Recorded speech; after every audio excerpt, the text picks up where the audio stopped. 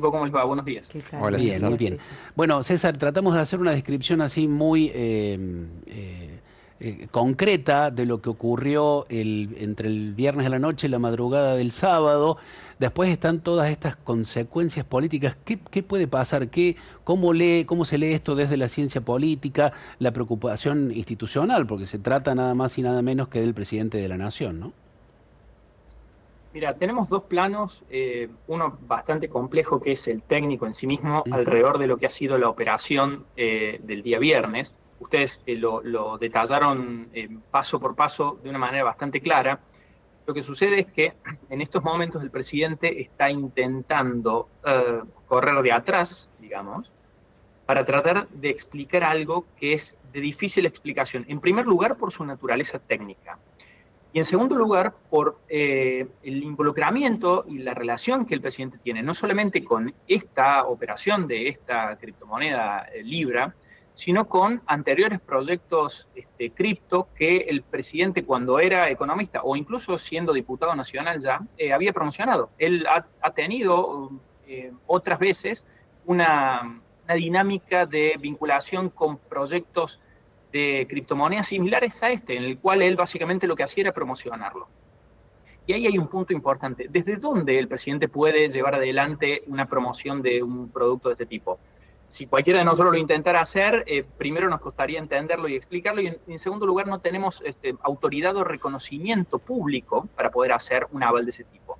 Y acá está la clave de la conducta que se le objeta al presidente. El presidente sabe perfectamente lo que implica una opinión suya, no solamente por la autoridad presidencial que le invite, sino también por la imagen pública que él tiene como un economista para muchos o para gran parte de la ciudadanía argentina muy positivamente valorado.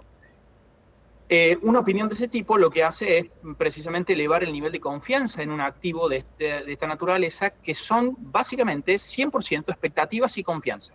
¿Sí? No hay, como explicaban ustedes, lo decían recién, no hay eh, elementos de la economía real detrás de esto. Ujú. Y acá hay una cosa importante. El presidente en su mensaje intenta asociar esta criptomoneda con el financiamiento de las pymes, ¿sí? Que es básicamente en Argentina el paradigma y el ejemplo de lo que es la economía real, la producción, la generación de empleo. Entonces, el presidente en su mensaje intenta construir un puente entre un activo financiero bastante volátil y sin sustentos significativos en materia de fundamentos económicos, con lo que es la producción económica. Y de hecho lo da hasta como una especie de instrumento de su política económica o de su política industrial. ¿Sí? Es decir, si queremos hacer implicancia acerca de todo lo que había detrás del mensaje, había un montón de cosas.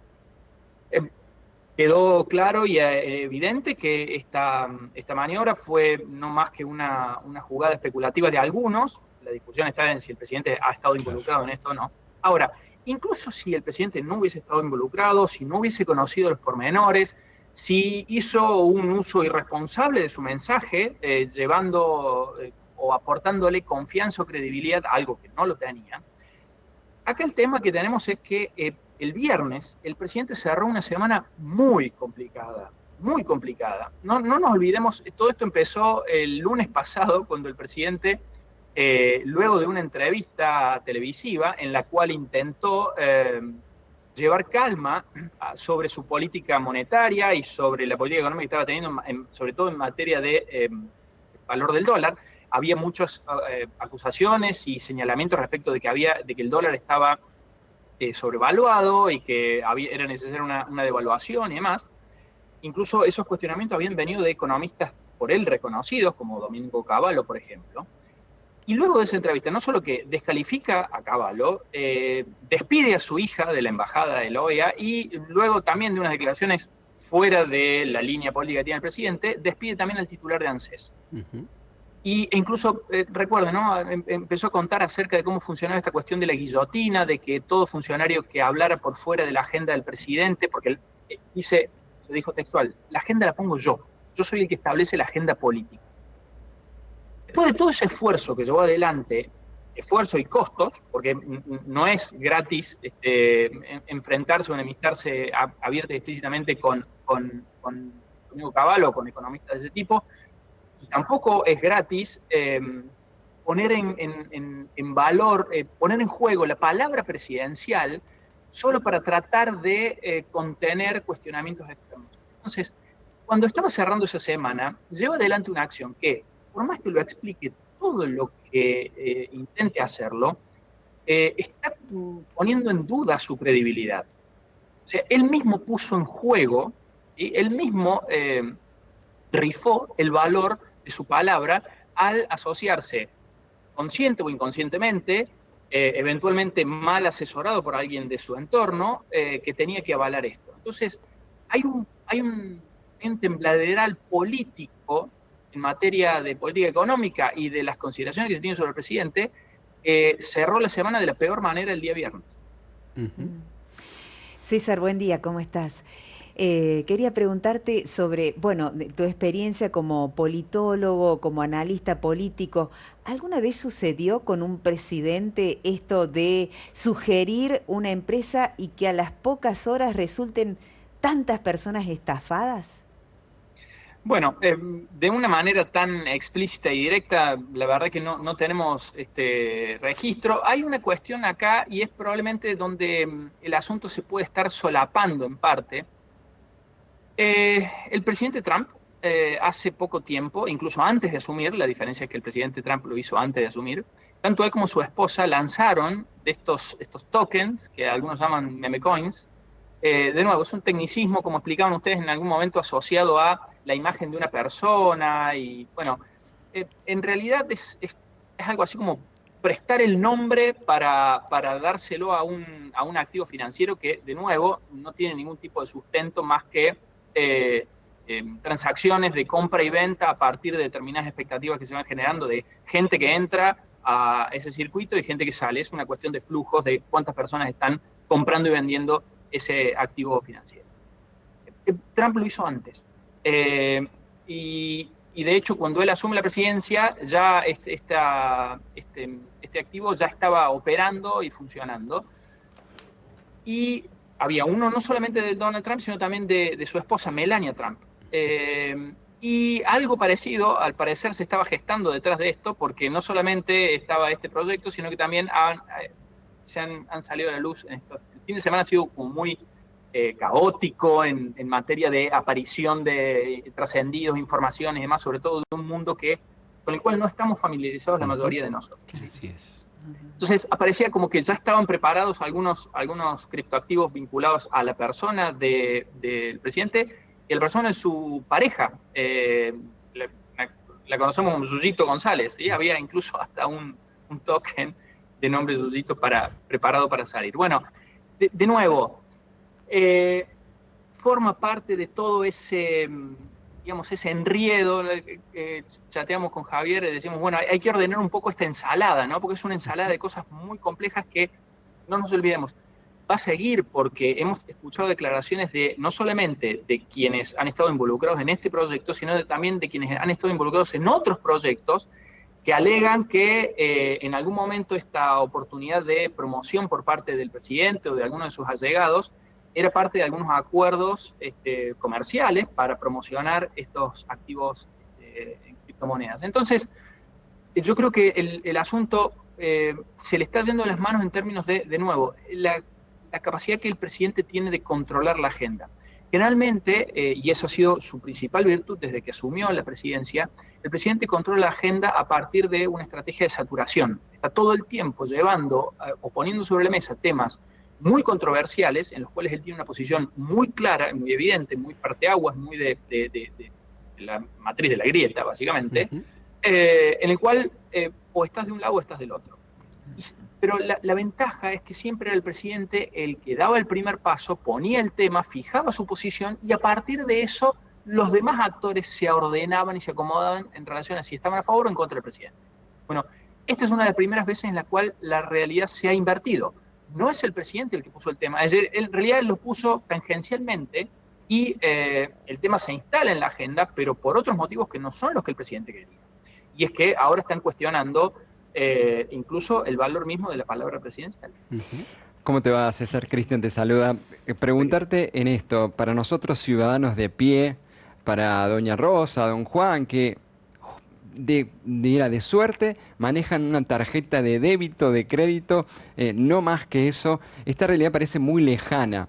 Y vos como politólogo que nos vas explicando qué, por ejemplo, 3 puntos debemos tener presentes para hacer una mirada inteligente de esto que nos está pasando, para como ciudadano común poder interpretar esto sin dejarnos llevar por cosas que por ahí no entendemos mucho.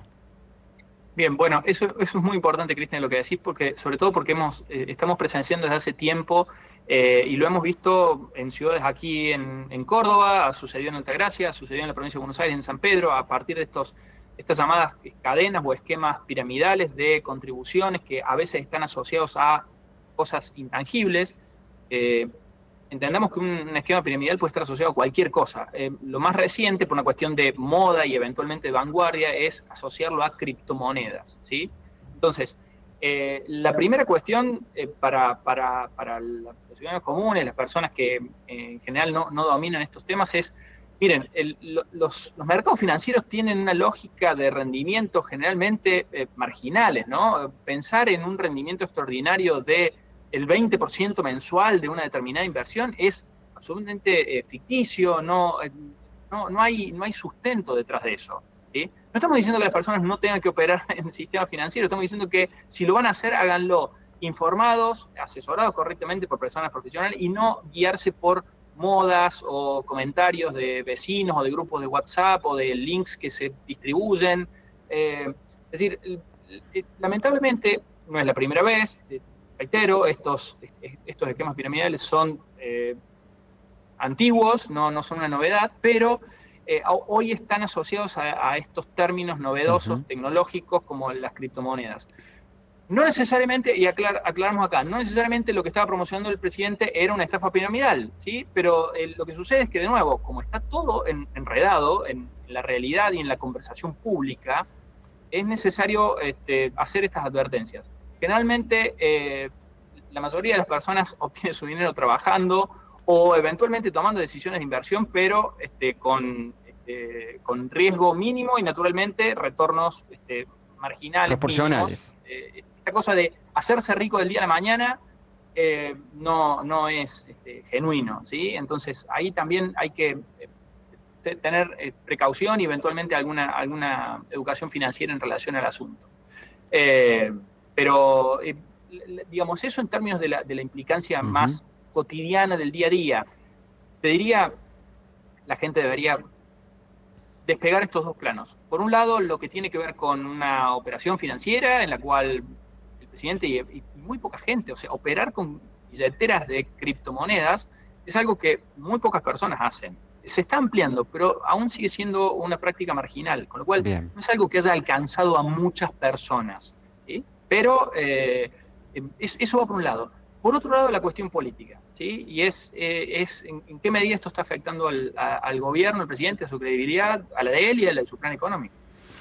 César, al respecto, yo quería preguntarte, porque más allá de lo que pueda ocurrir o no con las 112 denuncias de índole penal que se han presentado en las últimas horas, y uno espera que no sea el juez Ariel Lijo el que las pueda evaluar, porque recordemos que Milei también generando un debate muy importante, ha propuesto al polémico juez Lijo para que integre la Corte Suprema de Justicia de la Nación. Entonces, bueno, esperemos que no le toque al Lijo investigar estas 100 denuncias para que tengamos efectivamente cierta garantía de que se haga justicia también en esta historia. Al margen de eso, hay un pedido de juicio político.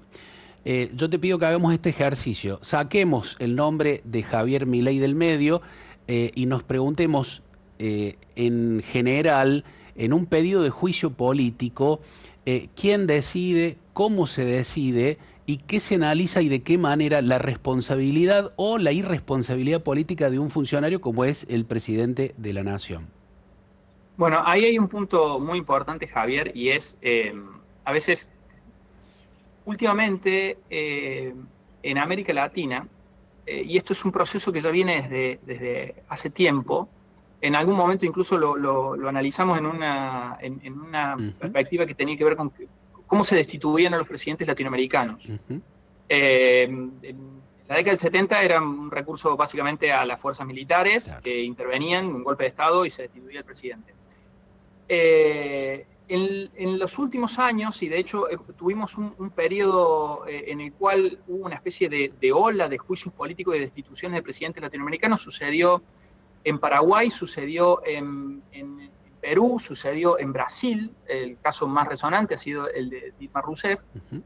la sucesora de Lula da Silva en la presidencia brasilera, porque básicamente es un proceso institucional que está previsto en las constituciones latinoamericanas tienen previsto el mecanismo del juicio político, ¿sí? La Constitución de Estados Unidos también lo tiene, allá se llama impeachment. De hecho, volviendo a Trump en las últimas semanas de su primera presidencia afrontó un juicio político, Ujú. precisamente porque había sido el asalto al Capitolio. Y en aquel caso se había aprobado el inicio del juicio político, pero luego, cuando siempre los juicios políticos en sistemas en los cuales el Congreso es bicameral, una Cámara acusa y la otra juzga.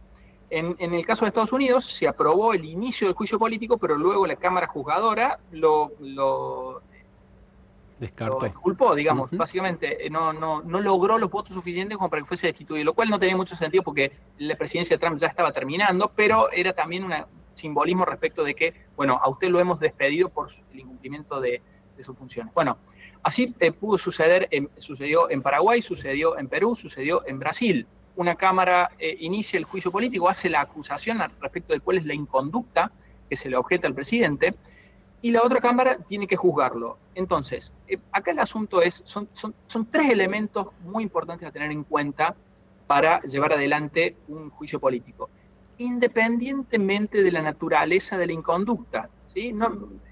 A veces hasta puede ser una inconducta suficientemente grave y no se reúnen los requisitos necesarios, y aunque sea una inconducta gravísima por parte del presidente, no llega a juicio político. ¿Por qué? Porque no están dadas las condiciones necesarias. A veces son cuestiones mucho más debatibles, discutibles, incluso hasta nimias. Claramente, por ejemplo, el juicio político a Dilma Rousseff ha sido por un tecnicismo de administración presupuestaria, que ni siquiera era corrupción, ¿sí? La destituyeron. ¿Por qué? Porque básicamente se cumplieron tres condiciones. La primera, se juntaron los votos y las voluntades suficientes para iniciar el juicio político. Ese es el primer paso de la ecuación. El segundo paso es, una vez iniciado el juicio político, que la Cámara juzgadora lo encuentre culpable y lo destituya. Ahí también hay que juntar votos, ¿sí? En una segunda oportunidad. Y en tercer lugar es, ¿quién va a asumir el control político? En la secuencia, en un país como la Argentina, dice que si el presidente, por causas naturales o por destitución o por el motivo que fuese, no puede continuar en el ejercicio de función, debe asumir el vicepresidente. En este caso, la vicepresidenta, Victoria Villarruel. La pregunta es, ¿tiene Victoria Villarruel la intención de asumir el control del poder político en la Argentina? ¿Están los demás actores políticos con la intención y el interés de que Victoria Villarruel asuma la presidencia? Entonces, todos esos son pasos en los cuales hay que pensar. Es decir, es muy fácil lanzar a nivel mediático, comunicacional, o incluso iniciar un expediente en el Congreso diciendo voy a pedir el juicio político para el presidente. Y otra cosa es tomarse el trabajo de tejer estos tres elementos de la ecuación. ¿Sí? Iniciarlo el juicio, encontrarlo eventualmente culpable al presidente y, llegado el caso, que alguien, en este caso sería la vicepresidenta, o habría que ver si la vicepresidenta está dispuesta a asumir o renuncia, y ahí tenemos que empezar con asambleas legislativas. Y, bueno, es un tema complejo, ¿sí? Es decir, tiene más un valor, te diría, comunicacional, mediático, Claro. decir, bueno, le vamos a pedir el juicio político al presidente. Bueno, mire, recientemente se lo han pedido, a Alberto Fernández también le hicieron un pedido de juicio político, a Mauricio Macri lo mismo, a Cristina Kirchner también. Los pedidos de juicio político como tales son casi diría, no se le niegan a ningún presidente últimamente en Argentina y en América Latina. Pero es muy difícil construir el entramado político detrás de lo que es necesario para que un juicio político llegue a su finalización y eventualmente se destituya el presidente. En estos momentos no veo las condiciones para que no solamente se reúnan los votos en el Congreso, sino que alguien instrumente toda la ingeniería necesaria para que o Victoria Villarruel o alguien más tome el control de la presidencia. César, te agradecemos mucho por esto, esperemos por el bien de la nación que, se cumplan los pasos que institucionalmente están previstos para resolver este tipo de cuestiones que, como bien dijiste, son hoy materia casi común en sociedades que están muy polarizadas. Entonces siempre, bueno, ante el error o el eventual delito de un mandatario, digo, siempre están las sospechas, los que llevan agua para su molino. Acá no está resuelto todavía por la justicia, que es lo que institucionalmente y constitucionalmente debe ocurrir. Digo, esperemos que los mecanismos institucionales funcionen para el bien de la nación, que es el bien común, es lo que uno pretende, ¿no? Último punto ahí, Javier, sí, perdón. Claro. Una última cosa muy importante, y es, lo peor que nos puede pasar en estos momentos es que el presidente pierda la capacidad de transmitir certezas en términos de sus decisiones. ¿Por qué lo digo? Sabemos, a veces hemos sido, incluso mismo en estas columnas, críticos respecto del rumbo de la política económica del presidente, de las consecuencias sociales, etcétera. Pero al menos en términos de las expectativas que se van generando alrededor de las decisiones que toma el presidente en materia de política económica, hay cierta certeza, y esas certezas son de que básicamente el presidente cumple lo que dice y eventualmente tiene un rumbo muy claro y muy marcado independientemente de las consecuencias. Hemos cuestionado esa obstinación, pero al menos le reconocemos esta claridad de rumbo, o al menos esta idea de explicitar cuál es el rumbo. Puede ser peor aún todavía que el presidente pierda el control de la política económica, de las expectativas que generan sus decisiones y su plan económico, porque ahí sí nos podemos llegar a encontrar en una especie de vacío de poder económico, y eso sí puede llegar a ser mucho más grave. Argentina ha atravesado momentos de esa naturaleza, sobre todo a principios de la década del 2000, durante la presidencia de la Rúa. Fue claramente un momento en el cual no había el control de las decisiones, incluso, breve paréntesis, de la Rúa lo trató de llamar a Cavallo para darle certeza a su política económica, y tampoco lo pudo hacer. Entonces, lo peor que nos puede pasar ahora es que el presidente pierda el control de las expectativas que genera con su política económica. Por eso es tan importante que él mismo preserve el valor de su palabra. Si ha cometido una inconducta, como decís vos, Javier, que el Congreso avance y establezca las responsabilidades políticas para él y eventualmente penales para quienes hayan estado involucrados en esta operativa. César, nuevamente, gracias por siempre hacer lugar para Radio María, y siempre con tu responsabilidad, conocimiento, imparcialidad. Un abrazo enorme, agradecido. Hasta luego, gracias. Gracias. Que estés muy bien.